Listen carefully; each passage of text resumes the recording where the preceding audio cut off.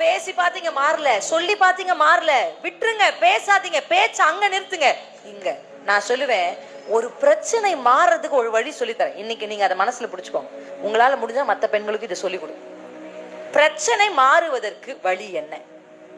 ஆமென். என்ன வழி தெரியுமா? ஒரு பிரச்சனை குறித்து பேசுவதை விட அந்த பிரச்சனைக்காக ஜெபிக்கிற நேரம் அதிகமானால் பிரச்சனை மாறும்.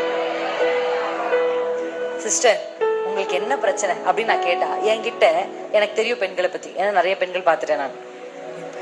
1 மணி நேரமாவது ஒரு பெண்கள் பேசுவாங்க அவங்க பிரச்சனை. பேசுவீங்களா பேச மாட்டீங்களா? பிரின்சி சிஸ்டர் கிட்ட பேசணும், இல்ல ஏதோ ஒரு ஊழியக்கார வச்சுக்கலாம், அம்மாங்க யார்கிட்ட உங்களுக்கு பேசுறதுக்கு வாய்ப்பு, உங்க பிரச்சனையை சொல்லி நீங்க அவங்க கிட்ட ஜெபிச்சுக்கலாம் அப்படின்னா நான் பார்த்துருக்கேன். போன் எடுத்து அலோ சிஸ்டர்னா 1 மணி நேரம் பேசுவாங்க அக்கா. 1 மணி நேரம் முடிச்சு நான் ஒரு செய்தி சொன்னா மறுபடியும் அந்த முதல் பாயிண்ட்டுக்கே வருவாங்க அக்கா. 1 மணி நேரம் பேசுவீங்க. ஆனா நான் சொல்லுவேன், போய் ஜெபம் பண்ணுங்க அப்படின்னா அந்த பிரச்சனைக்காக உங்களால எத்தனை நிமிஷம் ஜெபிக்க முடியும்? ஜெபிச்சு பார்த்து 10வது நிமிஷத்துல என்ன முடிஞ்சிருச்சு? பிரின்சி சிஸ்டர் கிட்ட சொன்னா மட்டும் 1 மணி நேரம் வருது, ஜெபிச்சா வர மாட்டேங்குதே. உங்க பிரச்சனை எப்ப தீரும் தெரியுமாக்கா? பேசுகிற நேரத்தை விட ஜெபம் அதிகமா.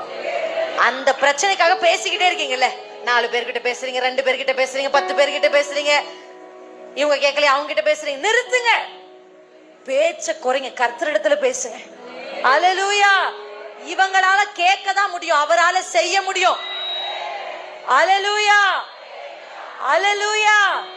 இவங்களால கண்ணீரை துடைக்க தான் முடியும், அவரால தான் நிறுத்த முடியும். அல்லேலூயா, ஆமென். அப்ப புரிஞ்சுச்சா? இதை மறக்க மாட்டீங்கல்ல உங்க வாழ்க்கையில. நீங்க மறக்க கூடாது, பெண்கள் மறக்கவே கூடாது. பிரச்சனை முடிய தீர்வு என்ன தெரியுமா? இந்த பிரச்சனையை கூட நான் பேசுறதை விட இந்த பிரச்சனைக்காக நான் ஜெபிக்கிற நேரம் அதிகமாகுதா, பிரச்சனை முடிவுக்கு வரும்.